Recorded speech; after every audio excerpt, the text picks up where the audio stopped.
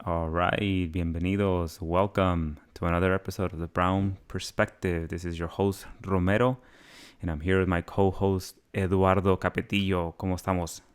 Dímelo, papi. You know who you remind me of when you say that?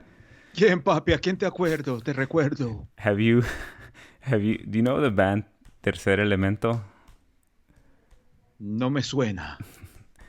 Is this norteño slash corrido group, and it's formed here in the U.S. But the members, I think most of them are Mexican American, but they have a Cuban guy with them. Mira este.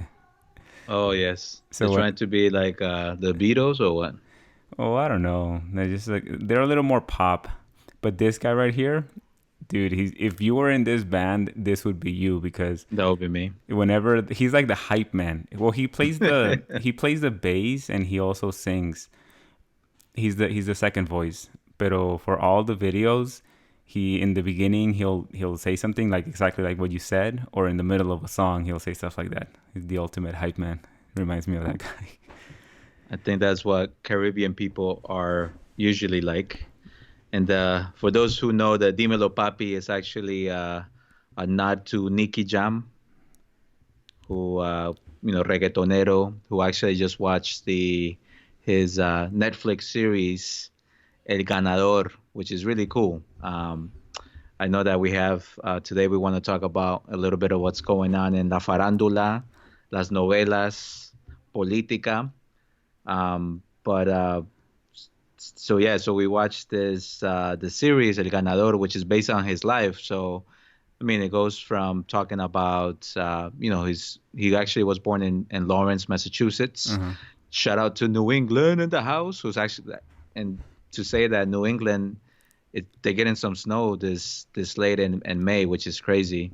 As a New Englander, I feel for you guys. But in any case, so Is yeah, it? it just goes about this story and actually the struggles that basically all his family, his mom, his dad, his uncles, and him have with drugs, and obviously, ultimately, how he makes the turnaround, and thanks in large part to Colombia. He's Colombian American. No, he's he's Puerto Rican and Dominican. Oh, I see. So he's talking about the wave of Colombian reggaetoneros. No, so what happened was this guy started out with with Daddy Yankee. So he and Daddy Yankee were like the hottest reggaeton acts at the beginning. They were known as the Cangris. How But far back so are they we? recorded a few songs. How far back do you when you say the beginning? How far back does that go? I think back in 90 something, Okay, that's a long time ago. 94, yeah. Yeah. Okay. He doesn't look that But old from the pictures. yeah, but he sort of he goes he they're kind of are going up. Daddy Yankee keeps growing up. This is around 2004 when Daddy Yankee's going up. La Gasolina came out, and kind of Nicky Jam is dealing with his issues. He is addicted to perco, um, and drugs and stuff like that. So he kind of hits rock bottom.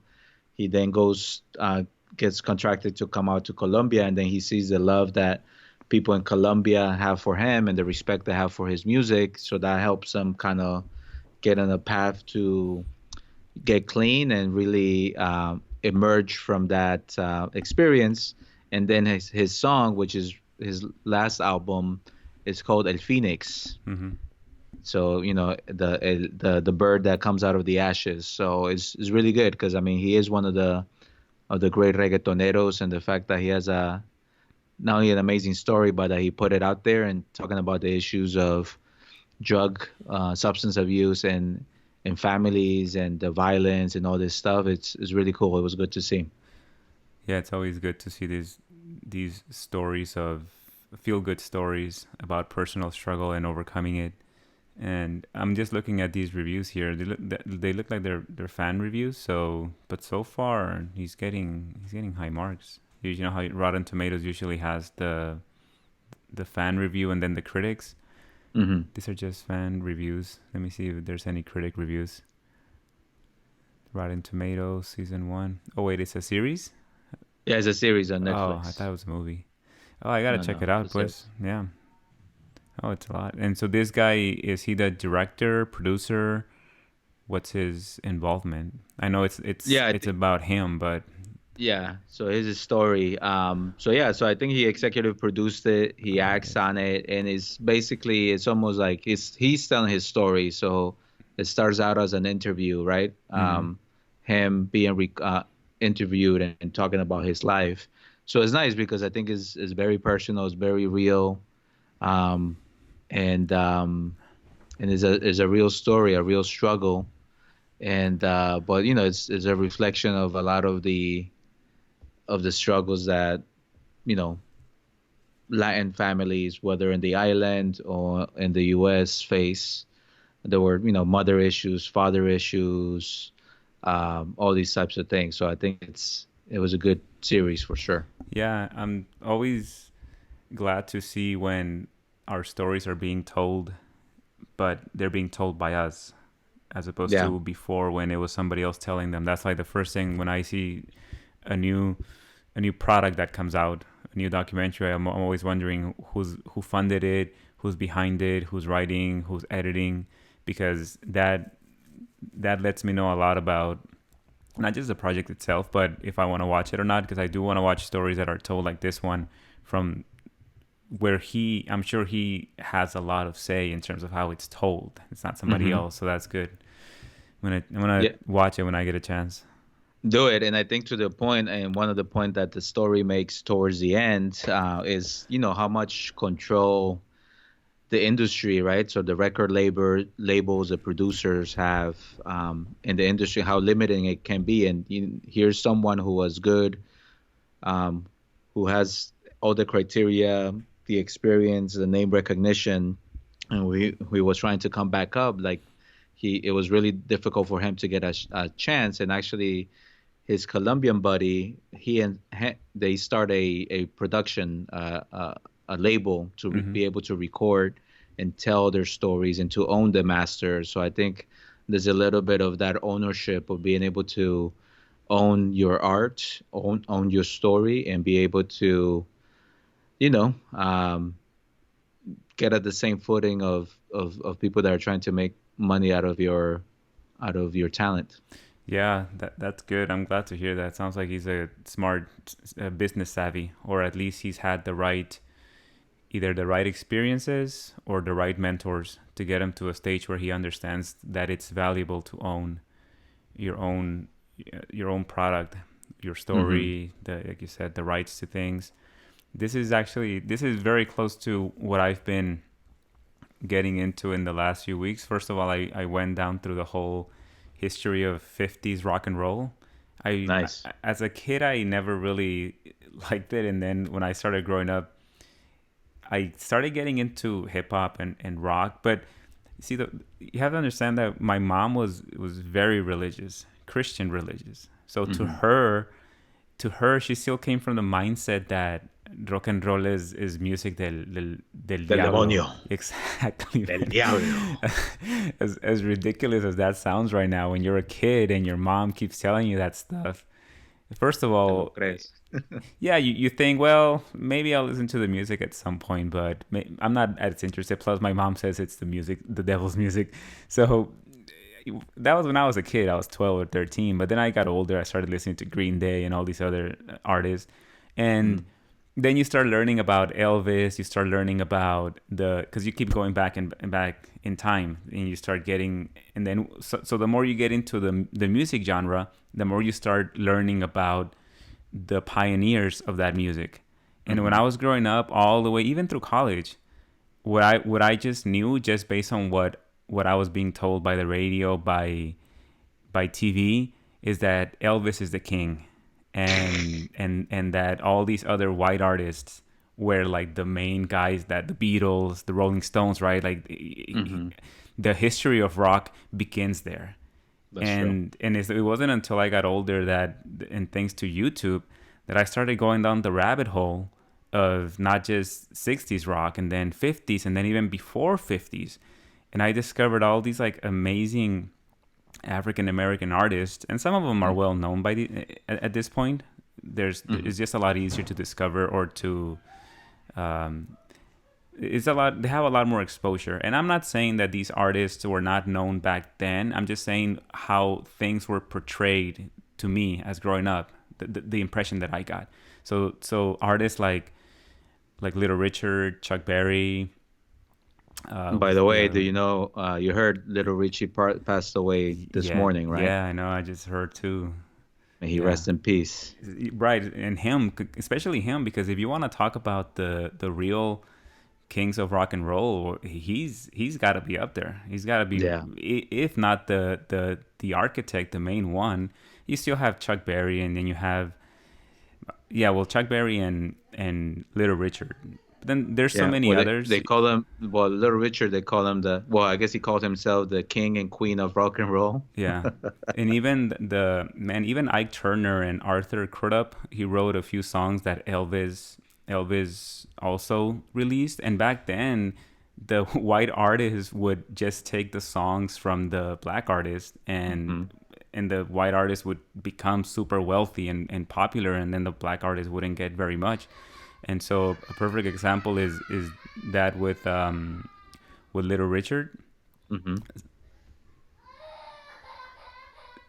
Little Richard's crying or what? Yeah, I know. Little Richard's crying in the background.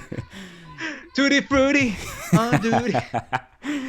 Well, I'm Well, impressed. I'm impressed that you know all these names, and because I know that that's a blind spot, a knowledge gap in my music, understanding of those early artists and songwriters who who built so much of what music stands on today. yeah, and just to finish that thought on where I wanted to go with that. So I, at some other point we can get more into the whole 50s rock, but a lot of white artists were making a lot of money from the what is it, the artistic product of African Yeah. Americans. And then I'm reading the autobiography of Red Cloud. There's actually a few autobiographies, but I'm reading the intro to this one. As I read the intro, it also talked about how a lot of the autobiographies from before, even of Native Americans, Geronimo, I think Black Hawk, some of the more prominent Native American figures, they were all told from the point of view of a white publisher. And a lot of the times, a lot of Mm, what you're reading is what the publishers thought that the audience would like, or how their hand is in it. You're not getting the real autobiography of others. And one of the reasons why the one that Red Cloud didn't sell as well, and why it took so long to publish that autobiography, is because it's it's not, first, it's told in the third person, so that changes the format, but it's somewhat raw in the sense that it's really just capturing Red Cloud's narrative about his life, and mhm. it had very little in the way of somebody coming in and changing it, so that it ends up giving you a more distorted view, but also a more commercialized one. But even back then, man, even it's crazy. Even back then, all of these autobiographies of the Native Americans, a big reason why they were being published is because some battle would happen, and then some chief or group of Native Americans would gain notoriety because they stood up to the government, or they put up a valiant fight, or whatever it was, right? And then all Mhm. of these publishers and all of these authors would see an economic opportunity there. Some of them would see the value in capturing that story, but a lot of it was driven by economics. They saw that they could Mhm. make money from it. and Yeah. and and back going back to the Native Americans, they probably had very little say in terms of, or in the type of reward for the publisher versus the actual person. And going all the way to the 50s with rock and roll, and then all of that stuff, I'm sure it kept happening. And so now we get to someone like Nicky Jam, who, right, is trying to create his own stuff. He's trying to stop that. And I'm not saying he's the first, but it's good that people are now telling their stories, and they're the ones that I hope are profiting the most, instead of Mhm. somebody else that's profiting from them. So many things come up for me because to your earlier point, I think one of the good and bad things about technology, right? Like I think one of the reasons that probably back during the the Indian Wars, the only way to communicate those stories was through newspapers and publishing, and maybe it was just, the telegraph was just kind of getting started. So there was these very limited channels of capturing that story, then moved forward to the 50s. And I think, yes, there were some folks, there were like what, two, three national channels, and most of it was through radio. But a lot of stuff didn't make it to the mainstream radio. So there's a lot of rock and roll history, and across the U.S. and Black communities here in L.A. too, because actually that's one of the things that I've learned early on, that the rich history of rock and roll and of Mexican Americans and African Americans, and also oftentimes of a combination of groups that had African Americans and Mexicans who sang doo-wop and all those things. But all that to say that probably most people in that community knew them. Most people who listened to a certain type of radio knew them. It wasn't like a whole national understanding of who they were. And then there were some people that were famous across the board, but to your point, they tended to be the white artists who had, either been really promoted or had taken the talent and a song that they probably heard somewhere else and just made it their own, and then everybody thinks that it's their song, not Mm-hmm. understanding the history of who sang it first. So it's a phenomenon that I think has happened, and I'm wondering what's happening now, because artists do have more opportunities to put their art directly on YouTube and other mediums, but you still have you still need the resources, the Mm-hmm. access in order to be more mainstream or more broadly known, Yeah. if that's what you want to do, right? And there's artists who feel very comfortable in staying in the underground, being just famous enough that people who really appreciate the art, who appreciate the genre,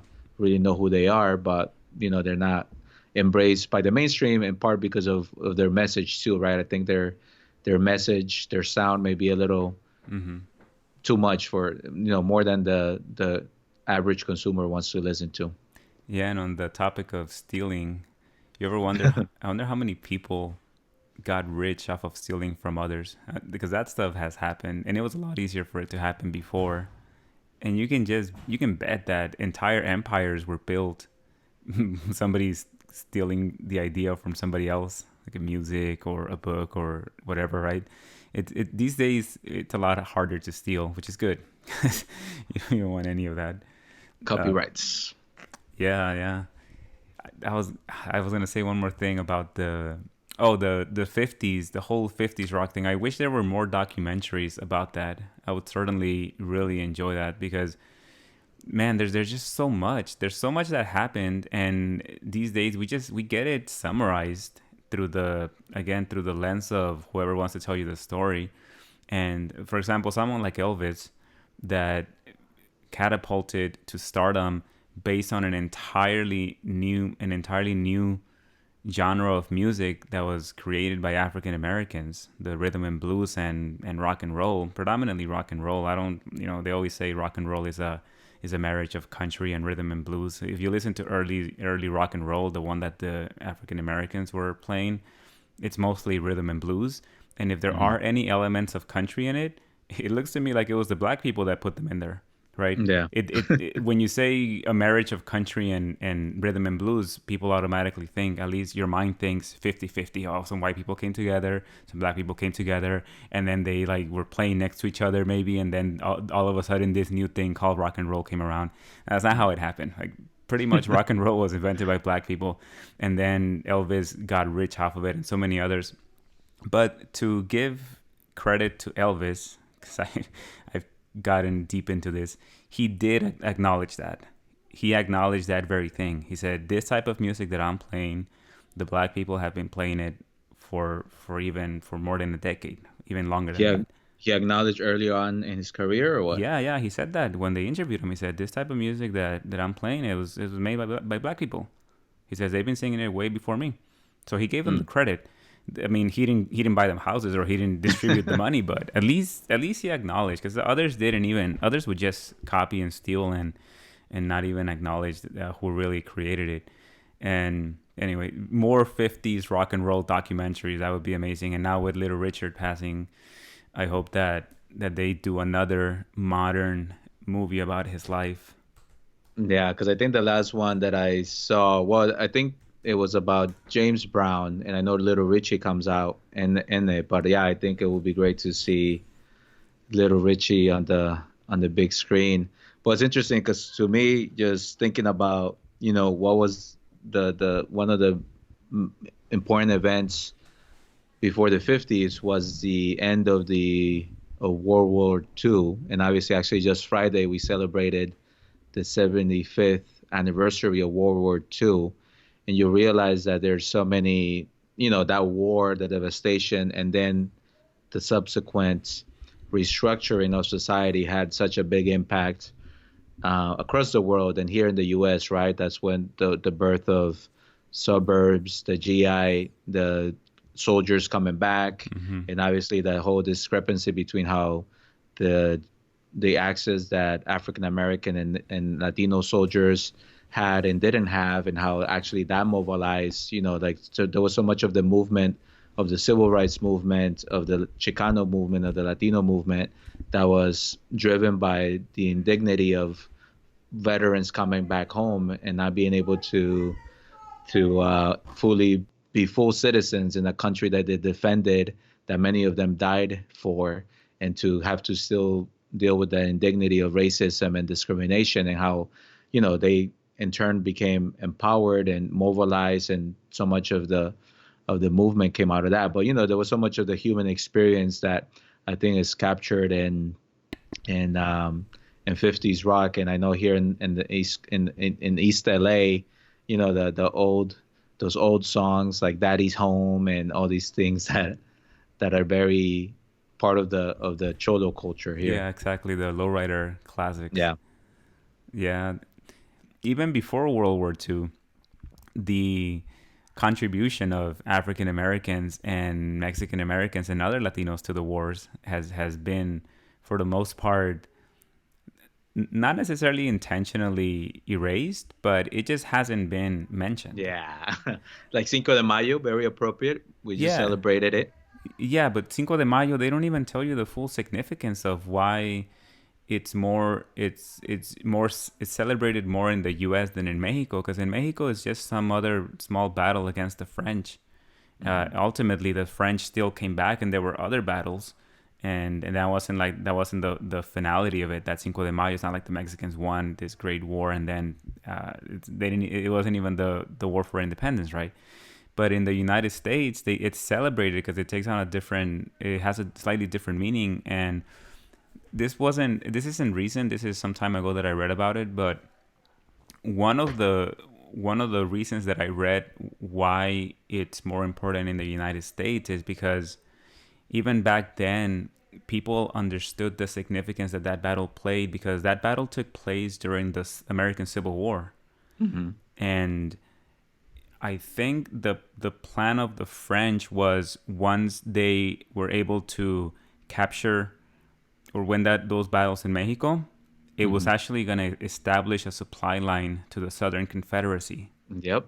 And so Yeah. so this stuff. And No, I just learned about it this week, so I yeah. appreciate the fact that you know the story. But yeah, keep telling us more. Yeah, and because they were able to effectively repel the French, even if it was temporarily, because back then it would Yeah. take months to regroup and then Hmm. to come back and mount another offensive. But that was long enough to sway and give an advantage to the North in some capacity, and that's why that news was reported around the time with that in that angle. So even here in California, that's how that battle was reported in the United States. And I think that there you could see some of the roots of why it's such a meaningful. Yeah, and I think the fact that it was important to California, I think Arizona and some of the other um, territories or new states that wanted to be free of slavery. So I think that's one of the reasons that it was, to your point, it was so celebrated because it did give an opportunity for the Union to beat the Confederacy and obviously to prevent slavery from um, being implemented or enforced in the new states, new territories. Hmm. So And for yeah, any so it's an interesting intersection of um, of history. And for anyone that's interested in that, I would recommend that they go and read about it because what we're covering, it's very superficial. It's things that we have read from articles or opinion pieces. I've never read a book specifically on that. I mean, I know a lot about the Civil War, but what I learned about the Civil War never covered that. So Hmm. this is something that we're learning after the fact, and I'm sure there's other resources that can give people a lot more information. So Yeah, and I think to your point, a lot of what we're doing is digging, and I think I've learned so much about my own history, my people's history, because of that interest, right? Like mhm. reading more, wanting to, oh, let's read more about this, and I think now that there's a lot of information, we can certainly read that. But I think to your earlier point, uh, we need to support the academics, the artists, the thought leaders who are taking this history, who are helping us better understand the complexity of our past and how in turn how complex we are as a society and how interdependent we are as in a society. Because yeah, to your point, it seems like history can tends to be very one-sided. Yeah. And yes, the victor wins writes the history, but it seems to be very like this is the perspective that I want to say, and then there's so much more that can be Yeah. that's part of that. There's so much history that we don't know. I've read books. I read Chomsky. I've read Chomsky on Latin America, so I do know, but it's always as it relates to maybe the imperial aggression of the United States in Latin America. That I do know. But if you ask me, what were the events leading up to the Mexican Revolution, apart from the surface knowledge that we all have, Emiliano Zapata, Pancho Villa, and some of the other salient points of that. I don't know much beyond that because I've never read a single book except maybe a Wikipedia page here and there. And that's Mexico. That's where my parents were born. you know, Brazil, Colombia, any other country from Latin America, absolutely nothing as that's not connected somehow to the United States. Like I know about Honduras and Guatemala and the Sandinistas and the United Fruit Company, but again, that's all because the United States has some involvement there. You didn't take Latin American history classes at Brown? Nah, because I was too busy doing computer science. I didn't have any I didn't have any time for that. I figured I could always read about that stuff later. Is I need to Which though. is true, yeah. Which is now that later has arrived. Did you guys learn all that stuff in Latin American classes in college? Yes, so I think there was this really good Professor Cope, and he had this amazing history of Mexico and Latin America. So he actually touched upon the Aztecs and the Inca. But I think that's one of the books or the classes I remember enjoying so much because it was the history But of but even that's a different type of history because I do know that history about the Maya and the Aztec because my natural curiosity gets me to read about them. But mhm, I don't know after the downfall of the Aztecs and all of the process that went into that nation building up until the mhm. revolution. Like I don't know a lot of that stuff. I just know that the Spanish imposed their religion on the Native Americans. Here's one thing that I do know that many other Mexican Americans and even Mexicans may not know is the specific way in which the Aztecs were defeated. And I think I've told you about this before.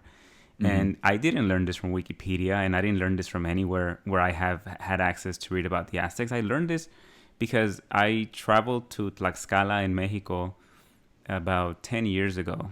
I have some second cousins there, and I spent Christmas there with them. And Tlaxcala is a state that's right next to Mexico City, Yeah. They were and the enemy of the Aztecs, huh? exactly, yeah, they were the enemy of the Aztecs, and they're the ones that sided with the Spanish to essentially overthrow the Aztecs. Like in the Spanish on their own, there's like 500 Spanish. They wouldn't have been able to do much without the help of the other Native American tribes. And look, the Tlaxcalans had every single reason to hate the Aztecs, because the Aztecs were the new guys on the block. They had been wreaking havoc and taking over territory.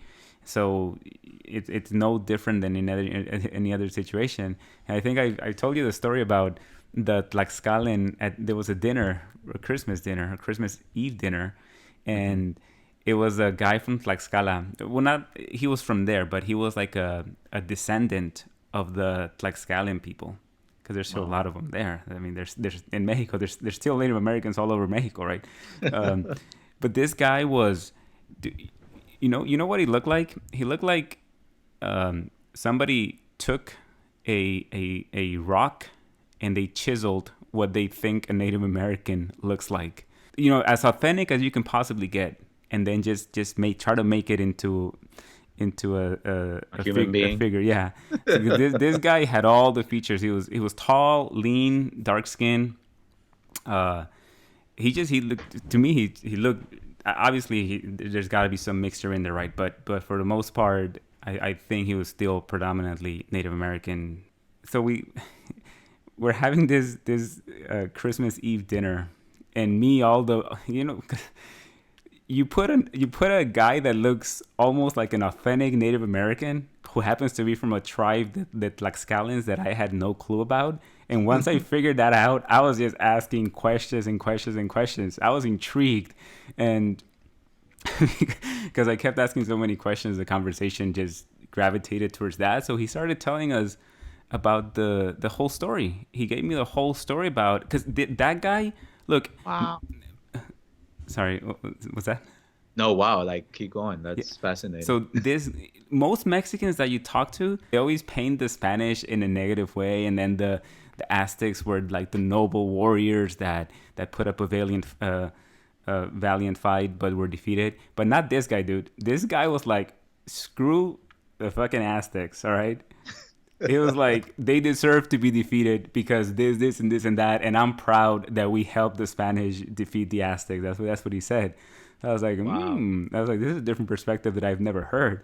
So he was saying all this stuff, and the craziest thing, man, this thing burned an image in my head, because it was like I was in the twilight zone as this conversation was happening, and it was pretty obvious that this guy was proud of his heritage, was proud of the what the Tlaxcalans did to a ally with the Spanish to overthrow the Aztecs. As he was talking about all this, uh, the my cousin is married to a Mexican woman who is more on the side of European heritage. Hmm. So somewhere along of like 60, 70, or even 80 or more than that, because they look totally white. They're like these white Latinos that can pass off as white here, as long as Hmm. they didn't speak Spanish. And she had a brother. This guy looked like Kurt Cobain. The guy looked like, and he was even in a rock band. He totally Wow. looked like Kurt Cobain, blonde hair, but a huge, huge like Chivas fan, because of course he's Mexican to the bone. And what was the crazy thing is, this Kurt Cobain looking Mexican started started arguing with a Tlaxcalan Native American, because he was like, "You fucking people betrayed us." He was like, "I can't believe you guys are traitors, traitors to the country, traitors to us, to the culture." And I'm looking at the guy, and I'm like, "Bro, you realize you're like 90% European, right?" They helped your abuelitos, buddy. You should be. Thank you. Dude, that's so crazy though. But that's how strong the culture is in Mexico, that people that are born into it, that they feel like it's their own, and they identify so much with the Native American past that they don't even realize that most of their ancestors probably came from Europe, not from indigenous natives. Yeah, but you make an interesting point because like so much of Mexico's identity is tied to like one tribe, the Aztecs. Obviously a powerful tribe, powerful empire, but not realizing that there were so many other people, so many other significant tribes, communities that were part of that story. So it's interesting how, yeah, like you just need to relearn that somehow.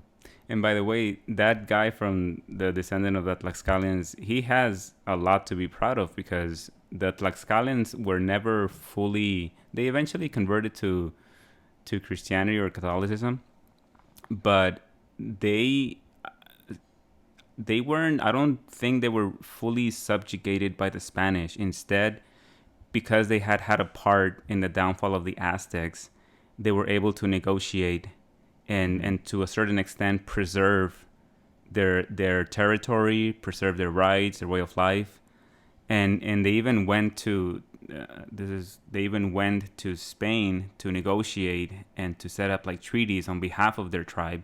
And I mean, ultimately, they were absorbed by this new culture that was being created, but they retain a lot of autonomy, and I think that's where that pride comes from. And if you go to a state like Tlaxcala, it's so different than a lot of other states, especially the northern states where I'm from.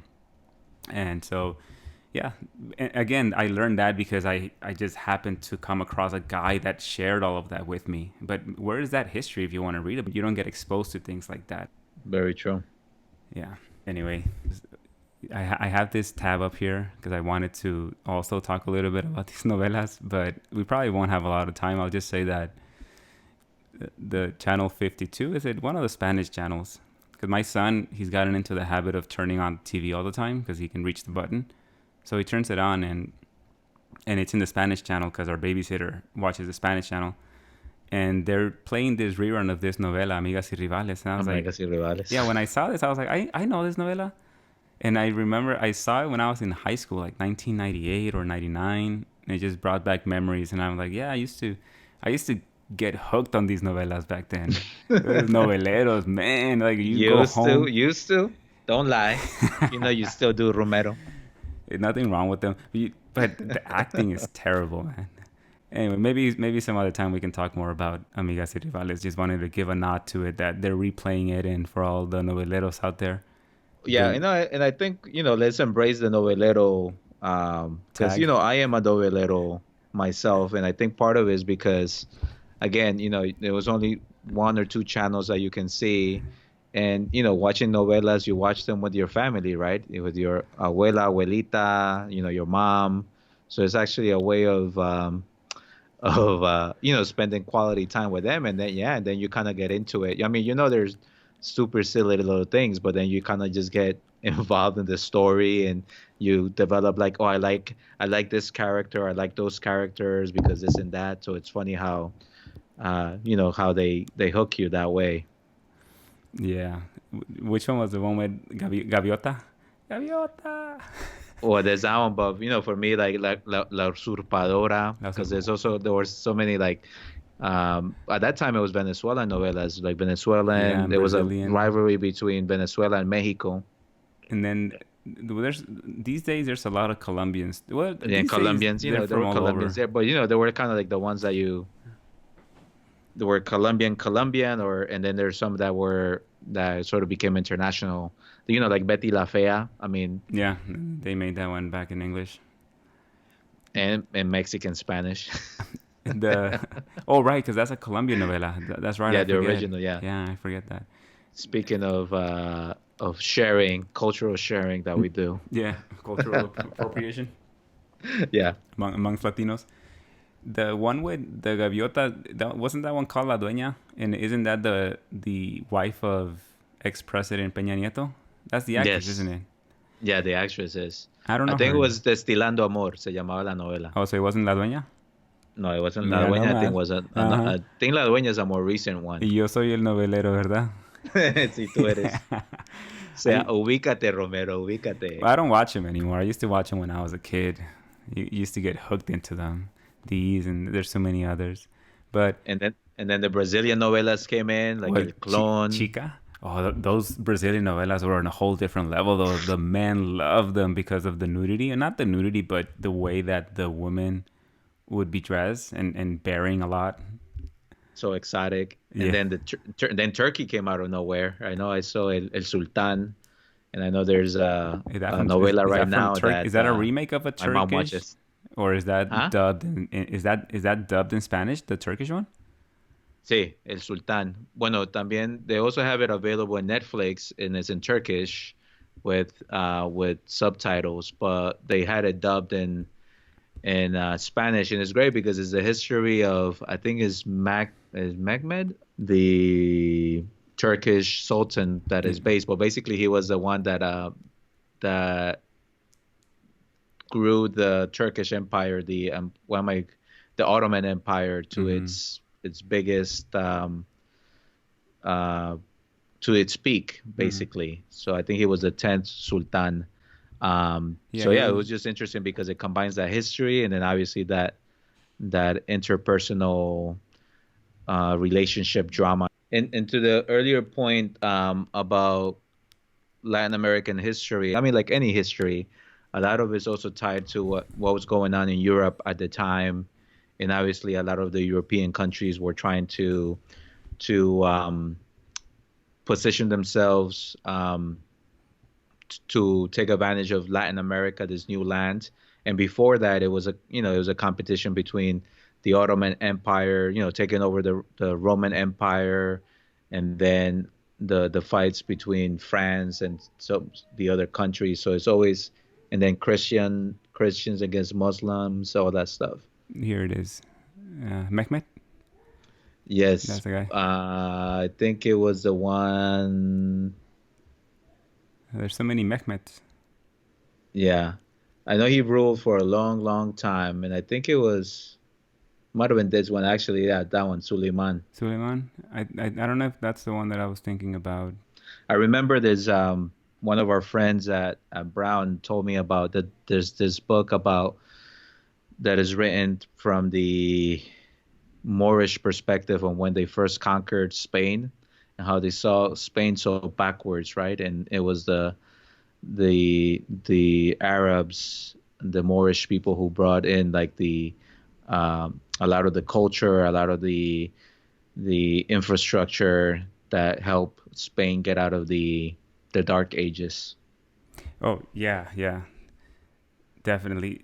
I'm saying yeah because there's so much there, and I think we can in terms of at least the knowledge that we have of that, we can have another discussion on that because you're right. There's a lot of words in Spanish that have their origins in not in like the European languages, but in the Arabic languages.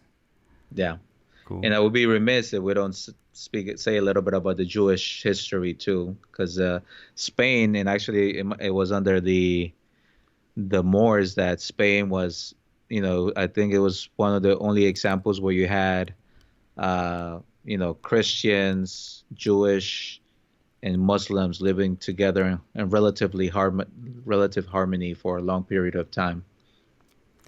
Yep, yep. So I think we'll get to some of the other topics next time. I think we have to leave it at that. Sounds Thanks. good.